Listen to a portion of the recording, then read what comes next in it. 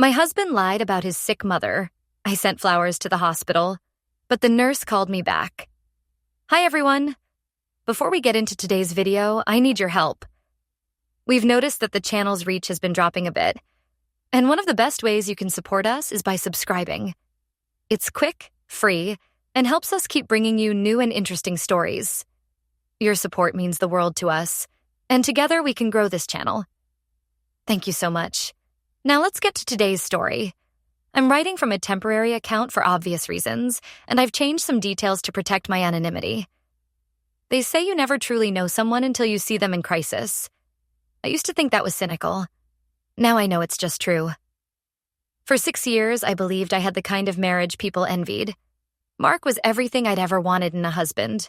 Steady, reliable, affectionate in his own quiet way. He remembered anniversaries, made coffee for me every morning before work, and never went to bed angry after an argument. We had our routines, our inside jokes, our shared dreams of buying a house with a garden where we'd grow tomatoes and teach our future children how to ride bikes. I loved him with the kind of certainty that made me feel safe in the world. That safety shattered on a Tuesday afternoon in late September, when a nurse named Patricia called me back about the flowers I'd sent. But I'm getting ahead of myself. Let me start where it really began. 3 months earlier, when Mark first told me his mother was sick. It was a humid evening in June. I'd made pasta with that pesto Mark loved, the one with extra garlic, and we were sitting on our tiny balcony watching the sun set behind the apartment buildings across the street. Mark had been quiet all through dinner, pushing his food around his plate, and I could tell something was weighing on him. "Babe," I said, reaching across the table to touch his hand. "What's wrong? You've barely said a word all night." He looked up at me, and I saw something in his eyes that made my stomach tighten.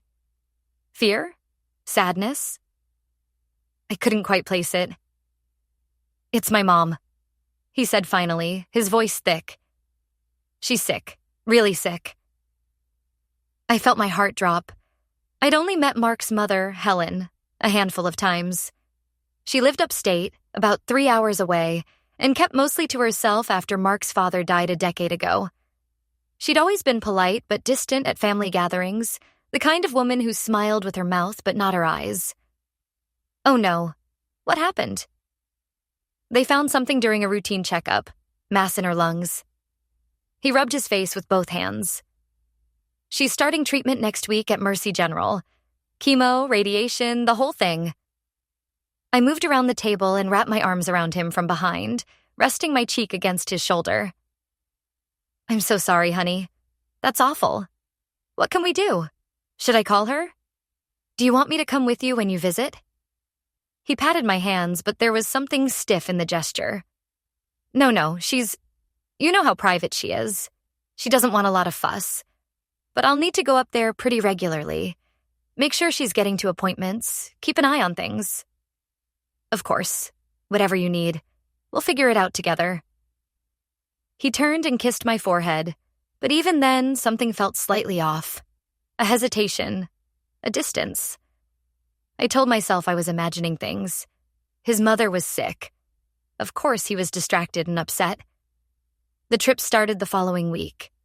Mark would leave on Friday evenings and come back Sunday nights, exhausted and uncommunicative. When I asked how his mother was doing, he'd give vague answers. About the same. "She's tough, you know her." Or, "The doctors are monitoring her closely." At first, I didn't think much of it. Cancer treatment is grueling, and I figured he was emotionally drained from watching his mother suffer. I tried to be supportive. I packed him snacks for the drive, sent encouraging texts while he was away, and had his favorite meals ready when he got home. But as the weeks turned into months, things began to change. Mark started taking calls in the other room, his voice low and urgent. When I'd walk in, he'd quickly end the conversation. "Just the hospital," he'd say. "Update on Mom's blood work." He became jumpy, constantly checking his phone, his face tight with an anxiety that seemed to go beyond normal caregiver stress. The weekend trips became more frequent. Sometimes he'd leave on Thursday night. Once he left on a Tuesday morning saying there'd been a complication and he needed to be there immediately. "Do you want me to come?" I asked, already reaching for my own work bag, ready to call in sick. I can take the day off. You shouldn't go through this alone. No. The word came out sharper than he intended. He softened immediately, touching my cheek. Sorry. I just mean, it's a long drive and you have that big presentation this week. I'll be fine. Mom's asking for me specifically anyway. Something in my chest tightened, but I pushed it down. I was being paranoid. Selfish, even. His mother was dying, and here I was, making it about me and my hurt feelings because my husband needed space. Still, I couldn't shake a growing sense of unease. Mark had always been an open book, the kind of person who told me everything from his weird dreams to his opinions about coworkers. This closed-off version of him felt like a stranger wearing my husband's face. Then there were the small things. The receipts I found crumpled in his pockets from restaurants nowhere near the hospital. The fact that his car's mileage didn't quite match up with the distance to his mother's town. The expensive new cologne he'd started wearing. Something darker and more sophisticated than his usual scent. And the phone.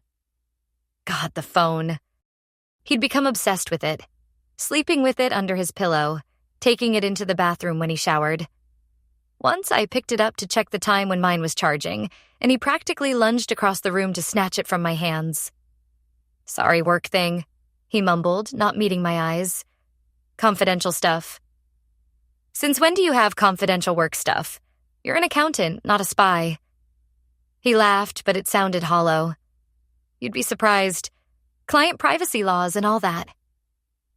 I didn't push it.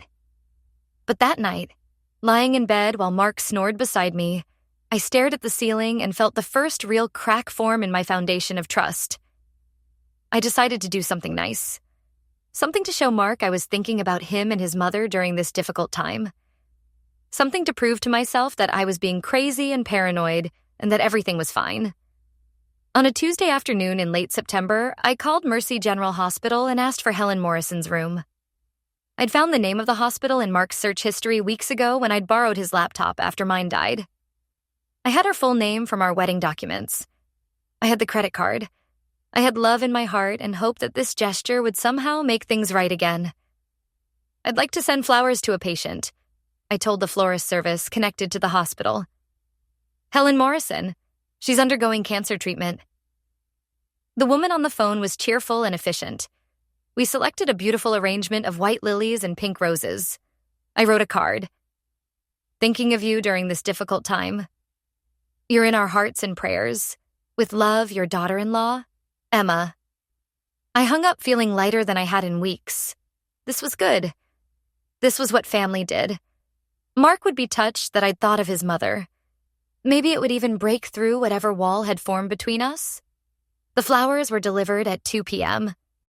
I got the confirmation email while I was at work, sitting in a meeting about quarterly projections. At 4:37 p.m., my phone rang. Unknown number, but with a local hospital prefix. Hello, is this Emma Morrison? Yes? Hi, this is Patricia Nguyen. I'm a nurse at Mercy General. I'm calling about the flower delivery you sent this afternoon. My heart jumped. Had something happened to Helen? Was she declining faster than Mark had told me? Is everything okay? Is she all right? There was a pause on the other end. A long, significant pause that made the hair on the back of my neck stand up. Ma'am, I'm calling because we received your flower delivery, but we don't have a patient by the name of Helen Morrison currently admitted here. The words didn't make sense at first. I actually pulled the phone away from my ear and looked at it, as if the device itself were malfunctioning. I'm sorry, what? Helen Morrison. We don't have anyone by that name in our oncology ward. Or anywhere in the hospital, actually. I checked our admissions going back 6 months just to be thorough. My mouth went dry. But that's impossible. My husband said his mother has been receiving treatment there since June. Chemotherapy, radiation. She has lung cancer. I understand this must be confusing, but I can assure you we've had no patient by that name. Is it possible she's being treated at a different facility? No. My husband specifically said Mercy General. Multiple times. I'm sure of it. Another pause. When Patricia spoke again, her voice had shifted, become gentler, more careful. Ma'am, have you considered that there might be a misunderstanding? Or perhaps... She didn't finish the sentence. She didn't have to. What should I do with the flowers? She asked quietly. I don't remember what I said. I think I told her to donate them to a patient who needed cheering up, or maybe I just hung up. The next thing I knew, I was sitting in my car in the parking garage, my hands shaking so badly I couldn't get the key in the ignition. He lied. The thought was so enormous, so impossible, that at first my brain simply rejected it. There had to be an explanation. I had the hospital name wrong. His mother was using a different name for privacy reasons. There was a paperwork error. Something. Anything. But deep down, in the part of me that had been noticing all those small wrong things for months, I knew the truth. Mark had lied to me about his sick mother. And if he'd lied about that, what else had he lied about? I didn't go home right away. I couldn't. Instead, I drove to a coffee shop 3 blocks from our apartment and sat in the corner booth with a cold latte I didn't drink, trying to organize my thoughts. The rational part of my brain wanted to wait, to ask Mark directly, to give him a chance to explain. Maybe his mother was in hospice care under a different name. Maybe she'd been transferred to another facility. Maybe there was a perfectly reasonable explanation that would make me feel foolish for ever doubting him. But another part of me, quieter but more insistent, whispered, You already know. You've known for weeks. This is just proof. I pulled out my phone and opened my contacts. Mark's mother's number was there, saved as Helen. I'd gotten it years ago, though I'd only called it a handful of times for holidays and birthday wishes. The conversations had always been brief and awkward, Helen politely accepting my well wishes before quickly passing the phone back to Mark. My finger hovered over the call button. If she answered, if she was alive and well, then Mark's lies would be exposed immediately. But what if she really was sick? What if she was in the hospital and this was all a terrible mistake on the hospital's part? I pressed call. The number rang once, twice, 3 times. Then a robotic voice. The number you have dialed is no longer in service. Please check the number and try again. I tried twice more with the same result. My hands were shaking again. I opened Facebook and searched for Helen Morrison, filtering by location to Mark's hometown. Nothing. I tried Instagram, Twitter, even LinkedIn. No presence anywhere. Then I remembered something. When Mark and I had gotten engaged, his mother had sent us a card congratulating us, along with an old photo of Mark as a child. The return address had been on the envelope. I'd saved it in a box of keepsakes in our bedroom closet. I drove home in a daze, half expecting to see Mark's car in our parking spot. But he wasn't due back from his latest hospital visit until the next day.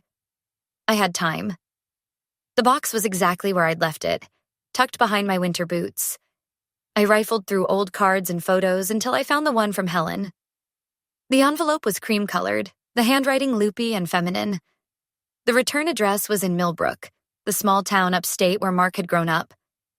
I took a photo of the address and plugged it into Google Maps. Then I started packing a bag. The drive to Millbrook took just over 3 hours. I left at dawn, before the traffic got bad, my car loaded with coffee and adrenaline and a sense of purpose that felt like standing on the edge of a cliff. I didn't know what I was hoping to find. Maybe I'd knock on the door and Helen would answer, healthy and confused about why her daughter-in-law had driven 3 hours to see her. Maybe the house would be empty, foreclosed or sold years ago. Maybe this was all a wild overreaction and I'd feel like an idiot by the end of the day. But I had to know. Millbrook was the kind of town that looked frozen in time. A single main street with a diner, a hardware store, and a post office that probably closed at noon on Saturdays. Mark had told me he'd grown up here, that his father had worked at the paper mill before it shut down, that he'd left for college and never looked back except for obligatory visits. I'd visited once, early in our relationship. Helen had made pot roast and barely spoken during dinner. The house had felt cold and dark, filled with heavy furniture and the smell of old books. Mark had been eager to leave, and I'd understood why. Now, pulling up to that same house in the thin morning light, I felt my stomach drop. The house looked abandoned. The lawn was overgrown, weeds pushing through cracks in the driveway. One of the shutters hung askew. The mailbox was rusted and leaning at an angle. I sat in the car for a long moment, staring at the front door. Then I got out and walked up to the porch. The wood creaked under my feet.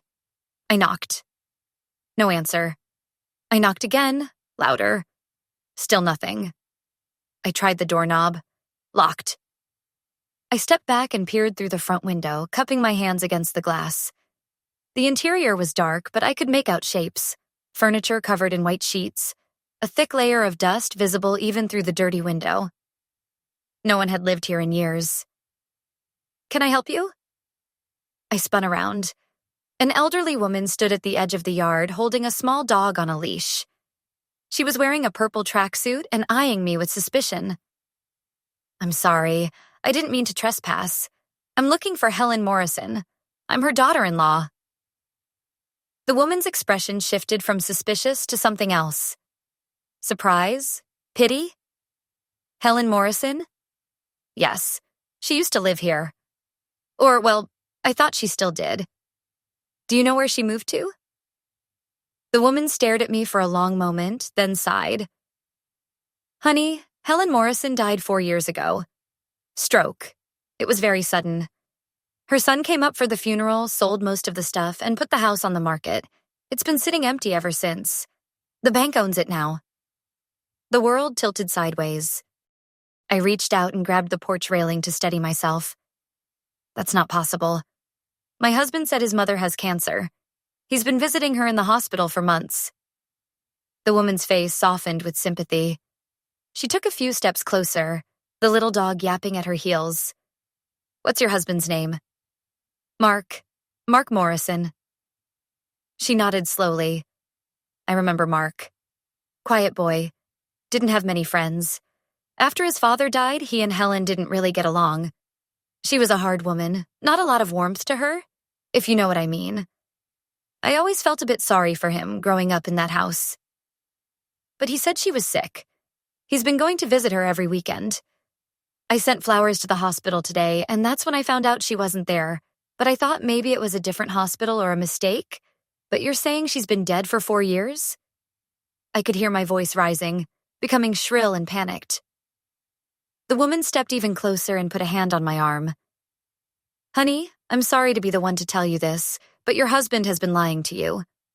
Helen Morrison is buried in Greenwood Cemetery about a mile from here. I was at the funeral. There's no mistake." My legs gave out. I sat down hard on the porch steps, my vision swimming. 4 years.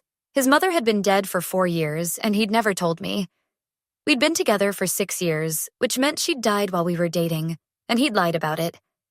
Every holiday, every time I'd asked about her, every phone call he'd claimed to have with her, every visit he'd said he was making, all lies. "Are you all right? Should I call someone?" The woman was hovering anxiously, the dog now sitting quietly at her feet. "I don't know," I whispered. "I don't know anything anymore." "Do you want to see the grave? Sometimes it helps to see it with your own eyes." I nodded numbly. Greenwood Cemetery was small and well-maintained, with old oak trees providing shade over rows of weathered headstones. The woman, who introduced herself as Margaret, led me to a plot in the northeast corner. The headstone was simple gray granite. Helen Patricia Morrison, 1952-2021, at peace. I stood there staring at it, reading and rereading the dates. 2021. 4 years ago, Mark had been taking me to dinner that year to celebrate our 2nd anniversary. We'd gone on a weekend trip to the beach. We'd talked about moving in together. And the whole time, his mother had been dead, and he'd never said a word. "Why would he lie?" I said aloud, not really expecting an answer. Margaret shook her head. "I couldn't tell you, dear. People have their reasons, though they don't always make sense to the rest of us. Maybe he was ashamed. Some folks have complicated relationships with their parents. But for 4 years, and then to make up this whole story about cancer and hospital visits? Where has he been going every weekend?" That was the real question, wasn't it? If Mark wasn't visiting his sick mother, where the hell had he been spending his time? Margaret seemed to read my thoughts. You should probably go home and have a conversation with your husband. A real one. I should, I agreed.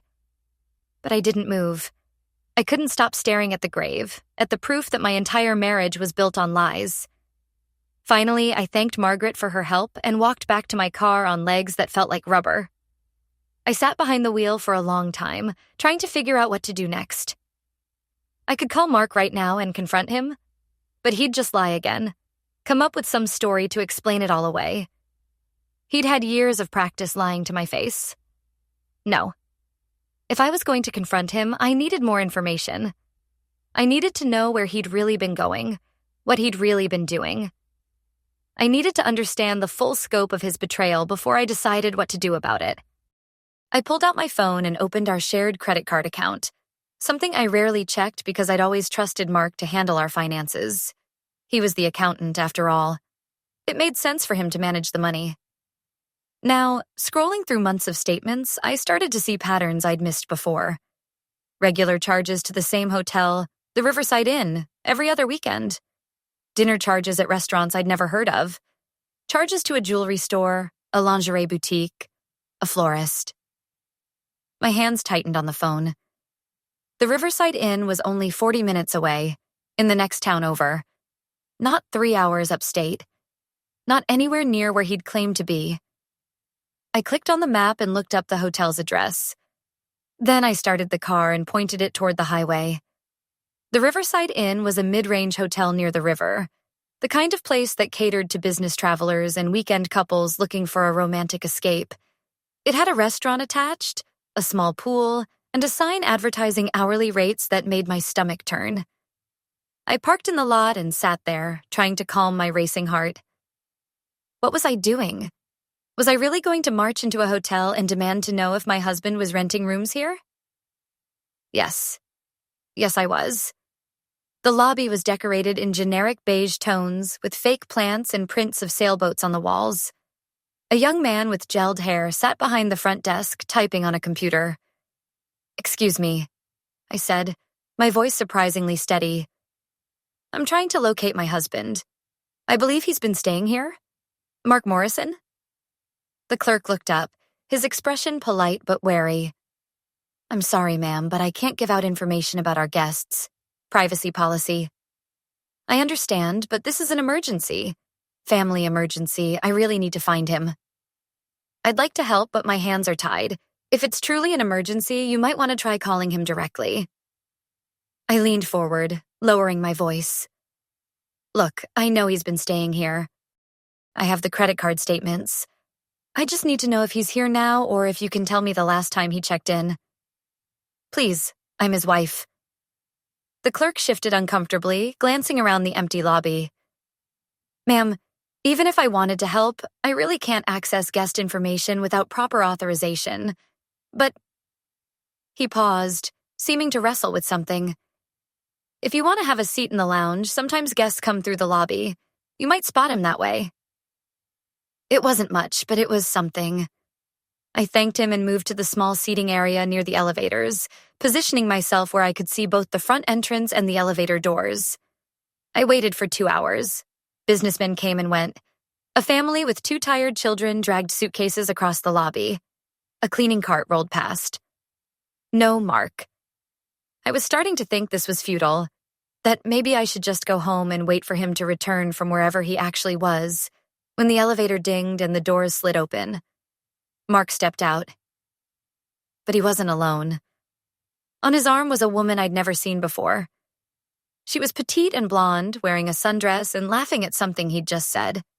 Mark was smiling down at her with an expression I recognized because he used to look at me that way, in the early days, like she was the most fascinating person in the world. As I watched, frozen in my chair, he leaned down and kissed her. Not a polite peck. A real kiss, deep and familiar and full of the kind of intimacy that comes from time and repetition. Then they walked past me, so close I could have reached out and touched him, and headed toward the restaurant. They didn't see me. Mark was too focused on the woman, and she was too busy gazing up at him with adoring eyes. I sat there for a full minute after they disappeared into the restaurant, my entire body numb. Then I stood up and walked out of the hotel, got in my car, and drove home in a haze of shock and rage and something that felt like grief. I didn't cry. Not yet. Crying would come later, I knew, but right now I felt crystalline and clear, like I'd been shattered into 1,000 pieces and then reassembled into something sharper and more dangerous. At home, I methodically went through every drawer, every file folder, every pocket of every jacket Mark owned. I didn't know exactly what I was looking for, but I knew I'd recognize it when I found it. In the back of his closet, hidden inside a shoebox underneath old tax returns, I found a second phone. A burner phone, the kind you see in movies about criminals and cheaters. My hands were steady as I turned it on. No password. Either he was arrogant enough to think I'd never find it, or he simply didn't care anymore. The text messages told me everything. Conversations with Jay going back 2 years, terms of endearment, plans for weekends together, discussions about keeping things secret for now. Photos, so many photos. The blonde woman from the hotel in various poses, at restaurants, on hiking trails, in bed. And worse, much worse, were the photos of Mark. My husband, smiling in ways I hadn't seen in months, looking relaxed and happy and free. There were also messages to someone saved as R that were more businesslike. Discussions about inventory, deliveries, clients, references to amounts of money that made my eyes widen. Whatever Mark had been doing, it wasn't just an affair. He was involved in something criminal. I was still sitting on the bedroom floor, surrounded by evidence of my husband's secret life, when I heard his key in the front door. "Em, you home?" His voice was cheerful, casual, the voice of a man who thought he was getting away with it. I stood up slowly, the burner phone in one hand, my own phone in the other. I'd already taken photos of everything, uploaded them to a cloud drive, and emailed copies to myself. Whatever happened next, I had evidence. Mark appeared in the bedroom doorway, still in the clothes I'd seen him wearing at the hotel. He stopped short when he saw my face. "What's wrong? Did something happen?" I held up the burner phone. "Your mother called." The color drained from his face. For a moment, he looked like he might try to keep lying, to spin some story that would explain everything away. But then his shoulders sagged and something like resignation crossed his features. "How long have you known?" "That your mother has been dead for 4 years. Since this morning when I drove to Millbrook and found her grave. That you've been having an affair with a blonde woman at the Riverside Inn. Since about 2 p.m., when I watched you kiss her in the hotel lobby. That you're involved in something criminal. About an hour ago when I found this phone and read your messages. So to answer your question, not long. But apparently long enough." Mark sank down onto the edge of the bed, his head in his hands. "Emma, I can explain?" "I'm sure you can. You're good at explaining things. You explained for months why you needed to visit your dying mother. You explained why you couldn't talk about it, why I couldn't come along, why you were so distant and distracted. You're an excellent liar, Mark. I'll give you that. It's not what you think." "Really? Because I think you've been having an affair for at least 2 years. I think you've been using your dead mother as cover for weekend trysts with your girlfriend. I think you've been involved in something illegal that involves enough money to be worth the risk. And I think you never loved me at all. Or at least, not enough to tell me the truth about anything." "That's not true." He looked up at me, and I was startled to see tears in his eyes. "I did love you. I do love you. This thing with Jessica, it just happened, and then I couldn't figure out how to end it without destroying everything. And the business thing, that was just supposed to be temporary. A way to make extra money because you kept talking about buying a house, and I wanted to give you that. And it all just spiraled out of control. Don't you dare try to make this my fault." "I'm not. I'm just trying to explain that it wasn't planned. None of it was planned." "But the lies were very deliberate. Every time you looked me in the eye and told me you were going to visit your sick mother, that was a choice. Every time you kissed me goodbye and drove off to spend the weekend with another woman, that was a choice. You chose this, Mark. Every single day you chose to betray me." He stood up, reaching for me, but I stepped back. Don't touch me. Emma, please. We can work this out. I'll end things with Jessica right now. I'll get out of the business. We can start over, go to counseling, whatever you need. What I need is for you to leave. This is my apartment, too. Actually, it's not. It's my apartment. My name is on the lease, remember? You moved in with me. So I'm telling you to pack a bag and get out. Tonight. Where am I supposed to go? I smiled, and it felt like baring teeth. I'm sure Jessica has a couch you can crash on. Or maybe your business partner R can put you up. I really don't care, as long as you're not here. You can't just kick me out. We're married. We have rights. We are married, you're right. Which means I have every right to document your affair and your criminal activities and use them in divorce proceedings. I've already copied everything from your phone and uploaded it to multiple locations. I've taken photos of all your documents. I have statements from witnesses. So unless you want this to get very ugly very fast, I suggest you pack your things and go. Now. We stared at each other for a long moment. I could see him calculating, trying to figure out his next move. But whatever he saw in my face must have convinced him that I meant every word. I'll need time to get my stuff. You have 1 hour, and I'm staying right here to watch. Mark moved out that night, taking only what could fit in 2 suitcases and a cardboard box. He tried a few more times to apologize, to explain, to convince me that we could salvage our marriage. I ignored him. I stood in the doorway of our bedroom, now my bedroom, and watched him gather his things with dry eyes and a heart that felt like stone. When he was finished, he paused at the front door. For what it's worth, I really am sorry. I never wanted to hurt you. But you did. You chose to hurt me every day for years, so your intentions don't really matter anymore. He left without another word. I locked the door behind him, set the deadbolt, and then finally, I let myself cry. The next few weeks were a blur of lawyer consultations, document gathering, and late-night conversations with my sister, in which I alternated between rage and devastation. The divorce papers were filed quickly. Mark didn't contest anything, which I took as a sign of guilt rather than generosity. But I wasn't done. I needed to understand the full scope of his betrayal, and that meant finding out exactly what the business he'd been involved in actually was. I hired a private investigator, a former police detective named Linda, who came highly recommended by my lawyer. I gave her copies of all the messages from the burner phone and asked her to dig deeper. What she found was both more and less than I'd expected. Mark hadn't been running drugs or weapons, thank God. Instead, he'd been involved in a cryptocurrency scheme, one of those semi-legal operations that promised huge returns and delivered mostly headaches. He'd been working with a guy named Robert, the R from the messages, convincing people to invest in a token that was essentially worthless. They'd made decent money for a while, but the whole thing was on the verge of collapse. He was in over his head, Linda told me over coffee in her office. My guess is he was trying to get out but didn't know how. These schemes tend to fall apart spectacularly, and when they do, everyone involved either goes to prison or goes bankrupt, sometimes both. So what happens now? Well, that depends on whether the authorities catch wind of it. If they do, Mark could be facing fraud charges. If they don't, he'll probably just lose whatever money he put in and have to deal with some angry investors. I want to report it, I said. I want him to face consequences. Linda studied me for a moment. Are you sure? Once you involve law enforcement, you can't take it back, and it might complicate your divorce. I'm sure.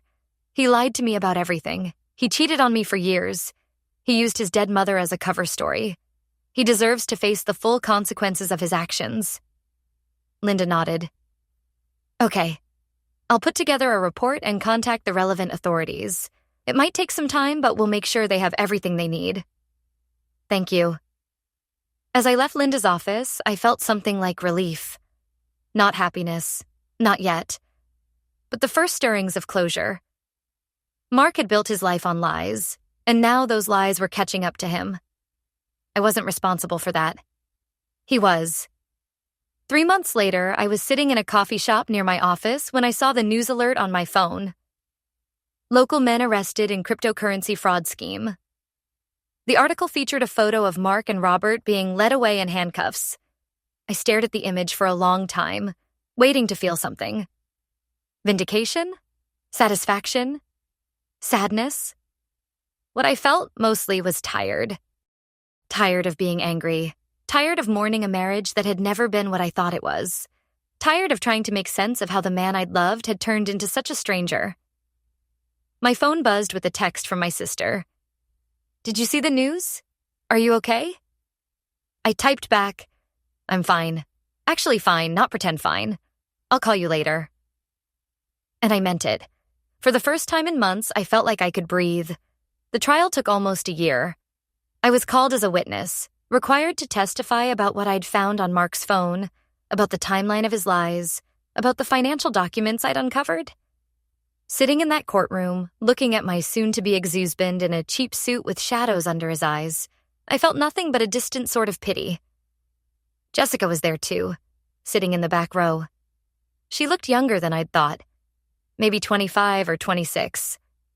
When our eyes met during a recess, she quickly looked away. I wondered if Mark had lied to her too, if she'd known about me or if she'd been just as deceived in her own way. Mark was convicted on multiple counts of fraud and sentenced to 4 years in federal prison. Robert got 6. The judge made a point of noting that their scheme had hurt dozens of people, many of them elderly investors who'd lost their retirement savings. I watched the sentencing without emotion. This wasn't about revenge anymore. It was simply about justice, about the natural consequences of years of dishonest choices finally catching up to someone who thought he was too clever to get caught. Outside the courthouse, a reporter tried to get a comment from me. I declined politely and walked to my car, where I sat for a moment before starting the engine. My divorce had been finalized 2 months earlier. I'd gotten the apartment, most of our savings, and my freedom. Mark had gotten nothing but legal bills and a prison sentence. I'd won. So why didn't it feel better? 6 months after the trial, I was cleaning out the last of the boxes I'd shoved into the back of my closet, trying to purge every last remnant of my old life. I'd repainted the apartment, bought new furniture, and started seeing a therapist twice a week. I was rebuilding, slowly but steadily. In one of the boxes, I found an envelope I didn't recognize. Inside was a letter, dated about a month before everything fell apart, in handwriting I didn't know. "Dear Emma," it began. "You don't know me, but I'm Mark's sister, Claire. I know he told you his family was dead or distant, but that's not true. Our mother died 4 years ago, yes, but I'm still here. I've tried to reach out to Mark multiple times, but he won't respond to my calls or messages. I'm writing to you because I'm worried about him. He's changed since Mom died, become secretive and paranoid. If you're reading this, please know that whatever he's told you about our family is probably not the whole truth. I'm here if you ever want to talk. My number is below." I stared at the letter, my hands shaking. A sister. Mark had a sister he'd never mentioned, never acknowledged. Another lie, or at least another massive omission. I pulled out my phone and dialed the number, half expecting it to be disconnected. A woman answered on the 3rd ring. "Hello? Is this Claire?" "Yes? Who's this?" "My name is Emma. I was married to your brother Mark. I just found a letter you sent me a year ago, and I wanted to call." There was a sharp intake of breath. "Oh my God. I heard about the trial and the divorce, but I didn't know how to reach you. Is Mark—" "He's in prison. Fraud charges. He'll be there for a while. I'm so sorry. I tried to warn you, but I guess the letter never reached you in time. It was in a box with some of his old mail. I think he must have intercepted it." We talked for over an hour. Claire told me about their childhood, about their difficult mother and absent father, about how Mark had always been the golden child who could do no wrong in Helen's eyes until she died and he fell apart. She told me about her attempts to stay in touch, to be a family, and how Mark had systematically cut her out of his life. "He couldn't handle the grief," Claire said. "He just pretended it didn't exist, pretended she didn't die, that I didn't exist, that nothing had changed. He built this whole alternate reality where he could control everything, And when reality started leaking in, he built more lies to cover it up. I was part of that alternate reality. I think you were the only real thing in his life, actually. From what I could see, he did love you. But he loved his lies more. Or maybe he was just too broken to know the difference. After we hung up, I sat with that thought for a long time. Mark had loved me, in his way. But his way was so twisted and damaged that love had become indistinguishable from deception. I could pity him for that. I could even, eventually, forgive him. Not for his sake, but for mine. But I would never forget. And I would never let myself be that trusting, that naive, ever again. 2 years later, I was sitting on the balcony of my new apartment, a place Mark had never been, watching the sunset with a cup of tea in my hands. My phone rang. Unknown number. Hello? Emma, it's Mark. I almost hung up. My hand actually moved toward the end call button, but curiosity stopped me. What do you want? I'm out. Early release for good behavior. I just wanted to call and say I'm sorry. Really, truly sorry. I know you probably don't believe me, and I don't blame you. But I need you to know that I regret everything. Losing you was the worst mistake of my life. You didn't lose me, Mark. You threw me away with both hands. I know, you're right. I've had a lot of time to think, and I wanted you to know that I'm getting help now. Real help. Therapy, addiction counseling for the lying, all of it. I'm trying to be better. That's good. I'm glad you're getting help. Is there any chance at all that we could talk? Get coffee sometime. I'm not asking to get back together. I just want to apologize properly, face to face. I looked out at the sunset, at the new life I'd built from the rubble of the old one. I'd started my own business, made new friends, even gone on a few dates. I'd learned to trust myself again, to believe in my own judgment. I'd become someone stronger than the woman who'd sent flowers to a hospital and had her world collapse. No, I said finally. There's no chance. I don't need your apology, and I don't need closure. I've moved on, and you need to do the same. Don't call me again. Emma, please. I hung up and blocked the number. Then I sat back in my chair and watched the sun finish setting, painting the sky in shades of orange and pink and purple. Somewhere in the city, Mark was starting over, trying to rebuild a life from the ashes of his own bad choices. I wished him well, in an abstract sort of way. I hoped he really did get better, really did learn to tell the truth. But that was his journey now, not mine.